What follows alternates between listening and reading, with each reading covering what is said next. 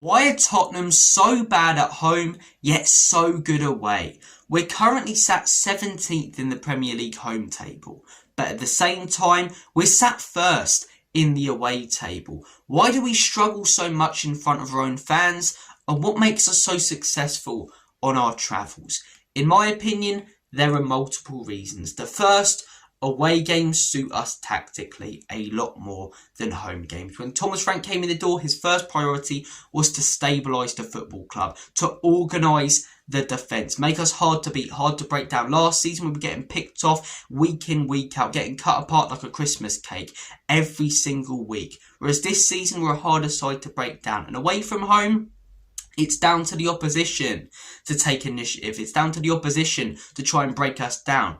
They're the team that has to come on to us. So when we make it very difficult for them, don't allow them to play any passes in tight spaces, it frustrates their fans. Then we can quiet the opposition crowd down. And then when we get the ball, there's space to counter-attack in forward areas. At home, with a counter-attacking style of play that we have, fans want to see the team take initiative. They want to see the team go on the front foot, be protagonists on the pitch.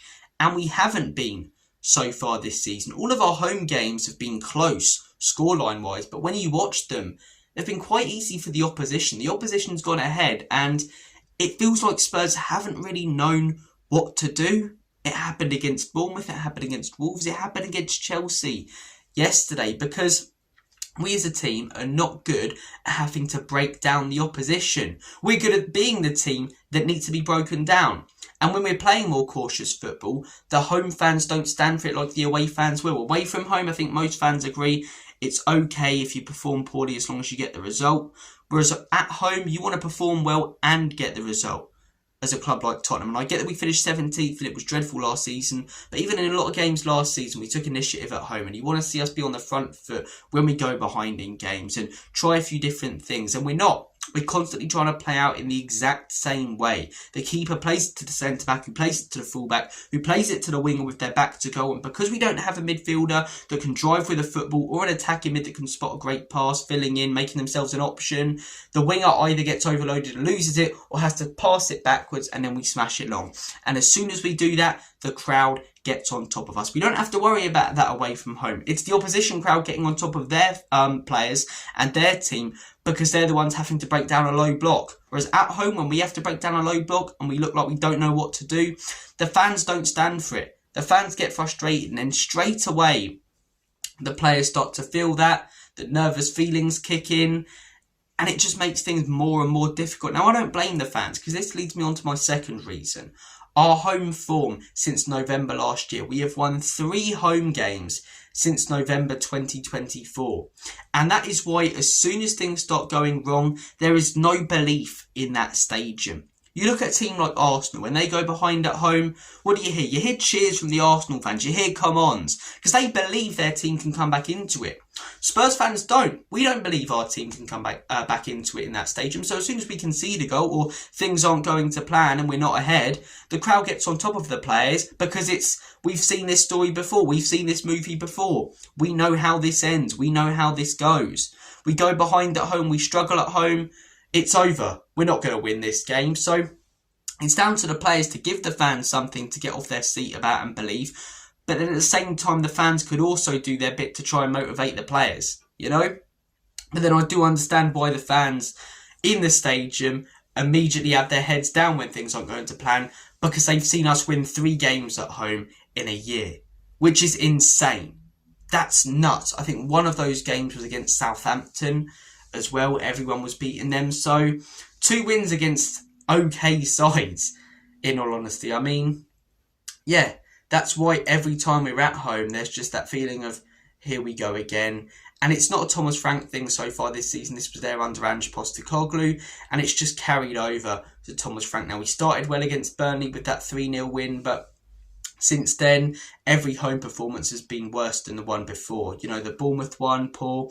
And then, because of the Bournemouth one, people are heading into that Wolves game thinking we struggle at home.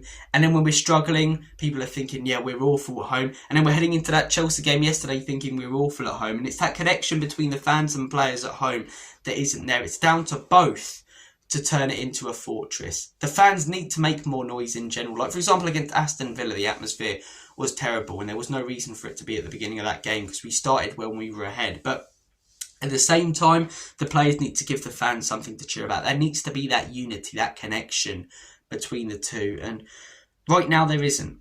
I think tactically, as I say, away, it suits us a lot more. We don't have to be protagonists. We can sit in, defend well, which is what we've been good at doing, which is what Frank's immediately worked on. We don't have to rely as much on our lack of quality up top, breaking down opposition because they'll get some space on the break. Whereas at home, when teams are a little bit more cautious against us, when they sit off against us and we're playing sideways passes, the crowd get on top of the players. Then because of that, players don't want to play the ambitious pass that doesn't work out, so they play it safe.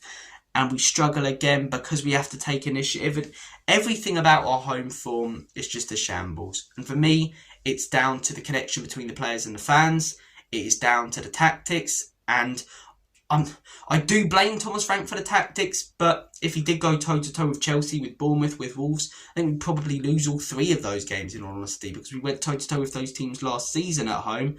And we lost, or we didn't lose to Bournemouth, but lost to Chelsea. I think we drew to Wolves, but we played poorly in all 3 of those games, you know. So I do understand the cautious approach. We can be a little bit more ambitious, but then, I mean, there's just such a lack of quality in forward areas. Where I will personally judge Thomas Frank is once he's had a year, he's had a couple of windows. If he gets properly back with some quality, the injured players come back, then I'll judge him if we're seeing these kind of performances at home. At the minute, I'm nowhere near, you know, a crazy verdict about Frank. I'm still pretty happy with what we've seen so far. But this is not Brentford anymore. Fans are not going to stand for, you know, a good away record but a poor home record. It's about the results away. We don't really care about the performances at home. We want the performances and results. And at the minute, we're getting neither. And as I say, that's due to the reasons I've mentioned in my in my opinion. The fans can turn very quickly when things aren't going well. And now we're going to be heading into that Copenhagen game, fresh off that poor performance against Chelsea. And if we start playing it sideways, if things don't immediately click, the fans get on top of the players, then the players get nervous and we're in the same position. We need one big home performance and big win, and this can all change, in my opinion. All change. You know, I think the Arsenal game's away. I think the Man U game's away. So I'm trying to think, when's our next big home game? It'll probably be against Liverpool. We need like a big performance and a big win against a team like Liverpool at home. And in my opinion, even though it's one game, immediately this poor home form goes out the window. Because then immediately the game after that, fans are a little bit more lenient if the ball's going sideways. And because the players won't feel that pressure immediately, they'll play a few more ambitious passes and will start flowing a little bit more at home like we do away. We just need one big home win and one big home performance to change things around. But at the minute, it's hard to see it coming. I think we'll beat Man United away. I think we'll be very competitive against Arsenal, but I'm worried more about the Copenhagen game than the Man United one. I am, because we're at home. They're a team that are going to sit in at the Tottenham Hotspur Stadium, a low block, and what players do we have that can break down a low block? It's hard, isn't it? It really is. Guys, I'm going to make like a banana and split. Got something stuck in my throat. Take care of yourselves. All the best, and as always and forever, come on, you Spurs.